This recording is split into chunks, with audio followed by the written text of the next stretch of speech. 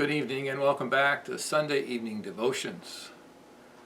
We've been looking at the Psalms and thinking about experiential Christianity. And as we enter the holiday season and we've celebrated the Thanksgiving holiday, before we left that holiday, I wanted us to just reflect a bit on the Psalms' call to thanksgiving. It's an interesting thought in that we know that if we're to give thanks, we should be giving thanks to someone. And the Psalms call us in many places to give thanks to God. And it is that thought that I think that Paul reflects on in Romans chapter 1.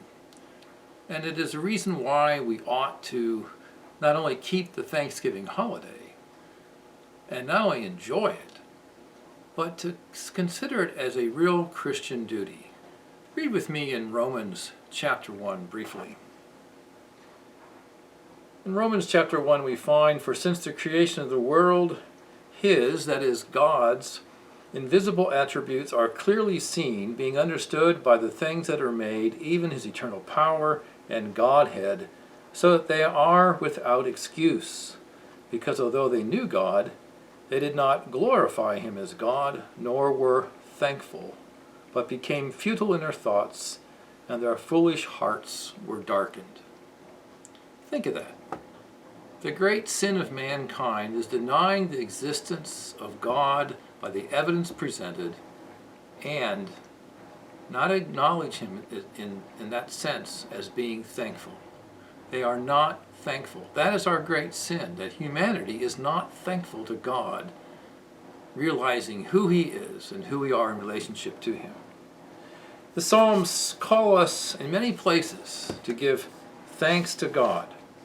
It is a call to God's people because, as we've seen, God's deliverance, God's work in creation and delivering His people, redemption. Psalm 50, verse 14, "Offer to God thanksgiving and pay your vows to the Most High." In that psalm, it's interesting, it says, "Offer to God the sacrifice of thanksgiving" in some translations. And it's a reference back to Leviticus chapter 7. You know, the first 7 chapters of Leviticus speak of the various offerings that we are to give to God. And in chapter 7 we find the peace offering of thanksgiving. We're to offer to God thanksgiving. It's a command. Again, in Psalm 69, where we have the sufferings of Christ portrayed, in the end of that psalm, in verse 30, we are to give thanks.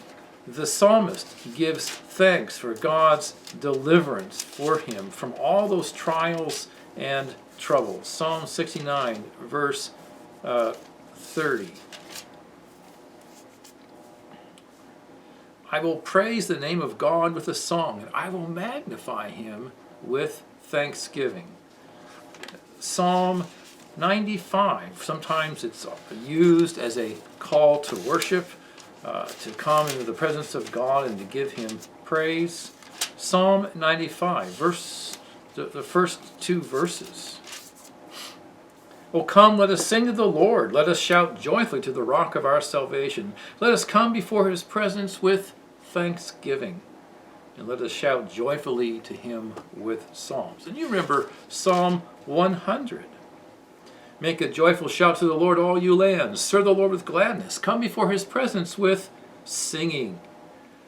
And know that the Lord, He is God. It is He who made us and not we ourselves. We are His people and the sheep of His pasture. Enter His gates with thanksgiving and into His courts with praise. Be thankful unto Him and bless His name, for the Lord is good. His mercy is everlasting, and His truth endures to all generations." And so the theme of thanksgiving appears throughout the Psalms, as we have noted, for God's work to us, God's grace to us. And Paul not only picks us up, I think, in Romans chapter 1 as our great sin, the sin of humanity, but then in writing to the churches in Ephesians chapter 5, where he encourages us to sing psalms and hymns and spiritual songs with thanksgiving. In Philippians chapter 4, and in Colossians chapter 2, he talks about how we ought to pray with thanksgiving. So before we leave the holiday, we ought to be thankful. I think part of what happens in the life of sin and corruption is that Satan wants us to be so focused on the trials, so estranged from God because of our sin that we do not offer God thanksgiving. And so perhaps in this year you're finding it difficult to be thankful. Trials, troubles, loss of job, or whatever it is, the health problems that are associated with the pandemic, the fear and all those things. And yet God calls us to offer him thanksgiving because he's the God of redemption. He's the God who saves us. He's the God who has done good works. And I would encourage you to attend worship. Join us at Firelands Grace in Sandusky.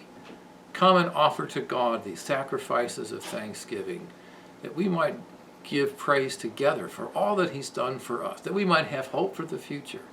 I encourage you in Christ. So may you not leave the holiday behind, but embrace thanksgiving to God for all of his kindness and mercy. Good news. Good night.